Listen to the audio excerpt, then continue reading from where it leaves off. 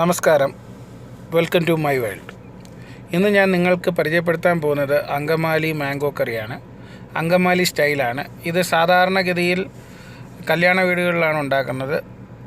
ഇതിന് വേണ്ട ആവശ്യമായിട്ടുള്ളൊരു പച്ചമാങ്ങയാണ്. ഞാൻ ഇച്ചിരി ലൈറ്റായിട്ട് പഴുത്ത മാങ്ങയും കൂടെ എടുത്തിട്ടുണ്ട്. ജിഞ്ചർ, പിന്നെ നമുക്ക് സവാള ഉള്ളി.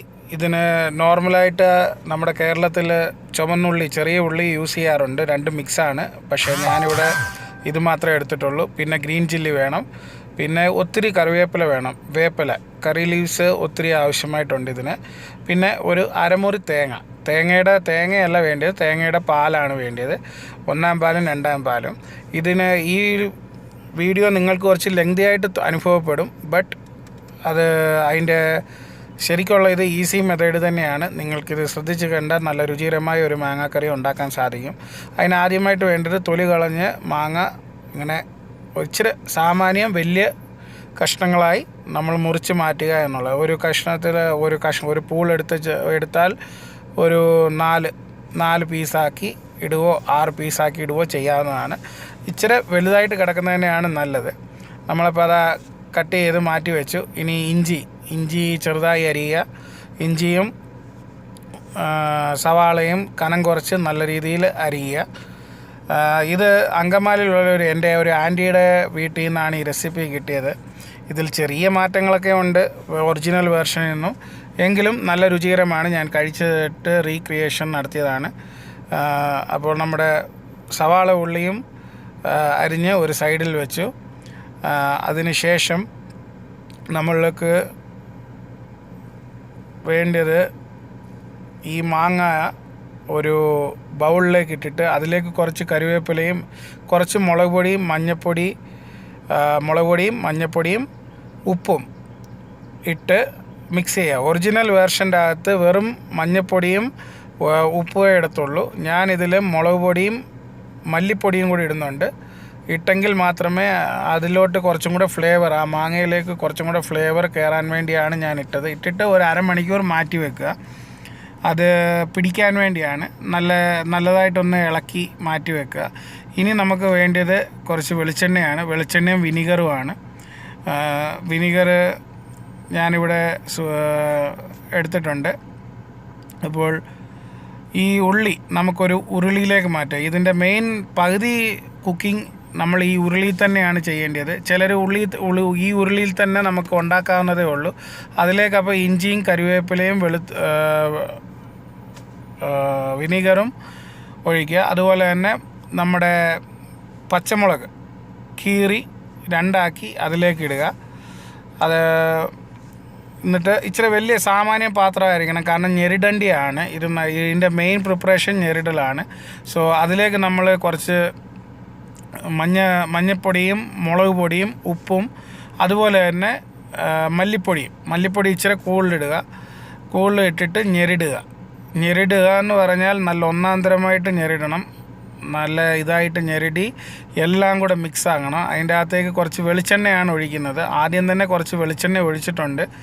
ഈ ഉള്ളി ഇട്ടപ്പോൾ തന്നെ വെളിച്ചെണ്ണ ഒഴിച്ചിട്ടുണ്ട്. നിങ്ങൾക്കത് കാണാൻ സാധിച്ചിട്ടുണ്ടാവില്ല. വെളിച്ചെണ്ണ ഒഴിച്ചിട്ടുണ്ട്. അതിന് ശേഷമാണ് ഞാൻ മസാലകൾ ഇട്ടത്. നല്ലതായിട്ട് മിക്സ് ചെയ്ത് നല്ല രീതിയിൽ നല്ലതായിട്ട് ഇതുണ്ട്. ഈ കാണുന്ന പരുവത്ത് ഇതിൽ കൂടുതൽ മിക്സ് ചെയ്യാൻ പറ്റുമെങ്കിൽ മിക്സ് ചെയ്യുക. നല്ല രീതിയിൽ ചെയ്യുക.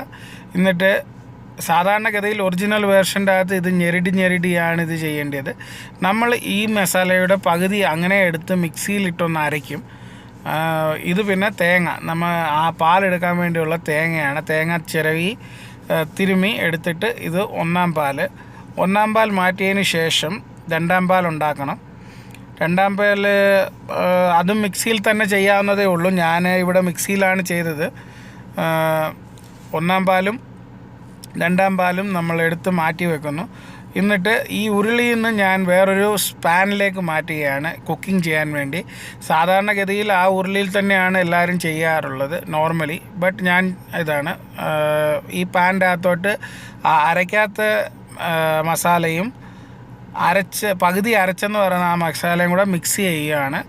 ഞാൻ മിക്സ് ചെയ്തിട്ട് അത് രണ്ടും കൂടെ മിക്സ് ചെയ്യുമ്പോൾ കുറച്ച് കടിക്കാനായിട്ട് നമുക്ക് ഒരു മസാല കിട്ടും. മറ്റേതാണെങ്കിൽ ഇച്ചിരി അരയ്ക്കുന്നു. രണ്ടും ഒരേ ഇത് തന്നെയാണ്. എന്നിട്ട് അതിലേക്ക് നമ്മൾ ഈ പുരട്ടി വെച്ചിരിക്കുന്ന മാങ്ങ, മുളകും മല്ലിപ്പൊടിയും എല്ലാം ചേർത്ത മാങ്ങായും കൂടെ എടുത്ത് മിക്സ് ചെയ്യുക. നല്ലതായിട്ട് മിക്സ് ചെയ്യുക. ഞെരിടരുത്. നല്ലതായിട്ടൊന്ന് പിടിക്കാൻ വേണ്ടിയാണ്. ആ മസാല നല്ലതായിട്ടൊന്ന് പിടിച്ചതിന് ശേഷം നമുക്ക് രണ്ടാം പാൽ കുറച്ച് ഒഴിക്കുക. ഈ രണ്ടാം പാൽ മൊത്തത്തിലെടുത്ത് ഒഴിക്കരുത്.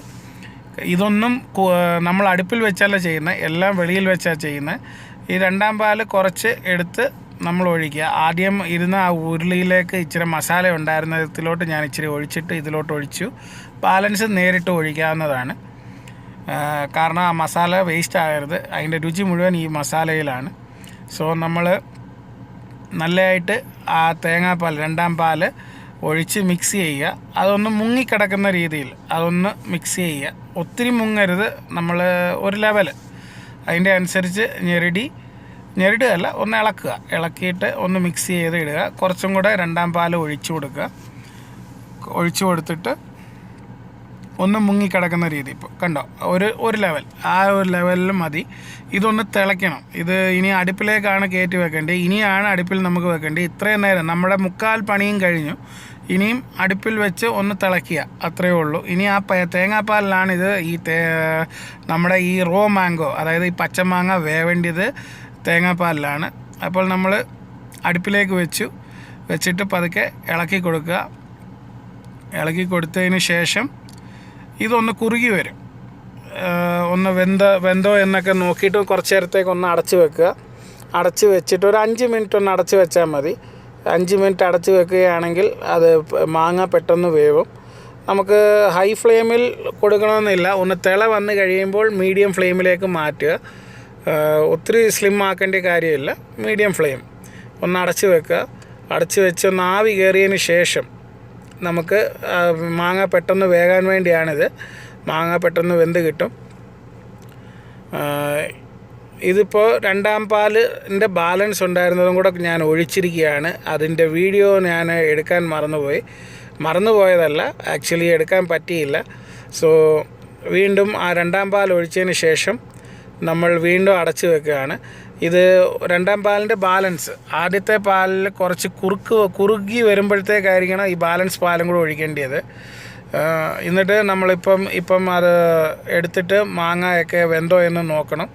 ശരി, എല്ലാം വെന്തിട്ടുണ്ട്, പക്ക ആയിട്ടുണ്ട്. ഒന്ന് പ്രസ് ചെയ്ത് നോക്കിയാൽ നമുക്കറിയാൻ പറ്റും.